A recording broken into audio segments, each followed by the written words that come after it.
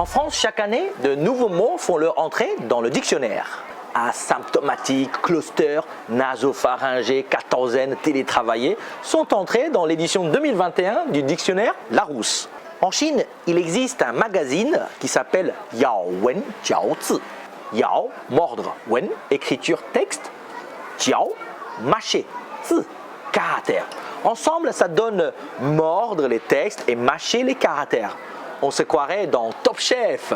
En fait, c'est un chengyu, expression composée de 4 caractères. Vous vous souvenez? Donc, Yao Wen Jiao Zi signifie prendre le texte au pied de la lettre.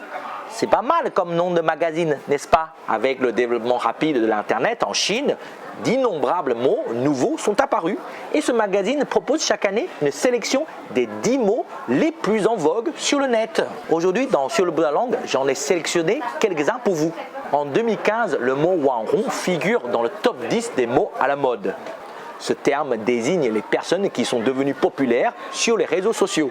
Wang signifie filet et Internet. Hong veut dire rouge et aussi connu, populaire. Wanghong se traduit par célébrité du net.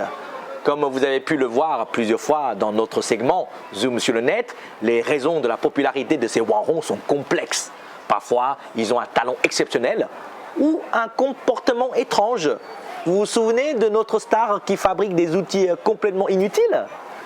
Avec l'avènement du live streaming, les Wanghong sont partout et on en parle tous les jours. Mon mot préféré en 2016, c'est Xiao Mubiao. Petit objectif, qu'est-ce que c'est?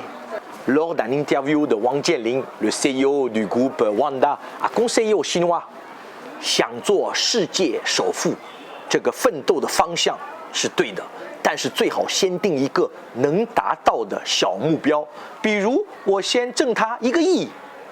qui se traduit par vouloir être l'homme le plus riche du monde. C'est une bonne direction à suivre, mais il vaut mieux se fixer un petit objectif à atteindre en premier, comme par exemple gagner d'abord 100 millions de RMB. Eh oui, pour lui, 100 millions, c'est effectivement un petit objectif, mais pour les gens ordinaires, 100 millions est un chiffre astronomique. Ainsi, le terme Xiao Mubiao a désormais un autre sens qui est à l'opposé de la signification littérale, qui désigne un objectif impossible à atteindre. Pour l'année 2017, je vous propose le mot Gongxiang. Gong, ensemble, Xiang, bénéficier de quelque chose. On peut traduire Gongxiang par partager. On avait déjà le concept de bureau partagé tel que WeWork, Coworking Space. Vous voyez, Gongxiang, Bangong, Kongjian. Mais le mot Gongxiang est devenu très populaire avec la technologie de paiement mobile. Gongxiang Danche, le vélo partagé. Vous voyez de quoi je parle? Le mot bike, bien sûr. Gongxiang Diandongche, scooter électrique partagé. Gongxiang est donc un exemple des grands changements économiques, sociaux et humains liés à la digitalisation des services. En 2018, le mot Tui Chuing a cartonné. Tui, se retirer, quitter. Chuing, groupe. Tui Chuing, quitter le groupe, décrivait à l'origine le retrait des groupes de discussion de QQ ou de WeChat. Mais aussi, pendant la présidence de Trump, Tui Chuing fait aussi référence au fait de se retirer d'un groupe physique, comme quand les États-Unis se sont retirés de plusieurs accords tels que l'accord de Paris sur le climat. En 2019, c'est le chiffre 996 qui surfe sur les réseaux. Encore un chiffre codé? En fait, 996 fait référence au système de travail 996. En gros, travailler de 9h du matin à 9h du soir, 6 jours par semaine. C'est la culture des heures sup omniprésente dans les entreprises du secteur de l'informatique et du e-commerce. Et oui, 35 heures par semaine et avec les RTT. Et les amis, c'est un rêve pour nous ça.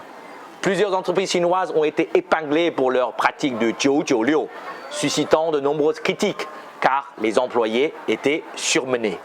Pour l'année 2020, nous avons déjà parlé de 2 mots dans les précédents Zoom sur le net. Houlang, la vague d'après, et Fan'er Wenxue, la littérature de Versailles.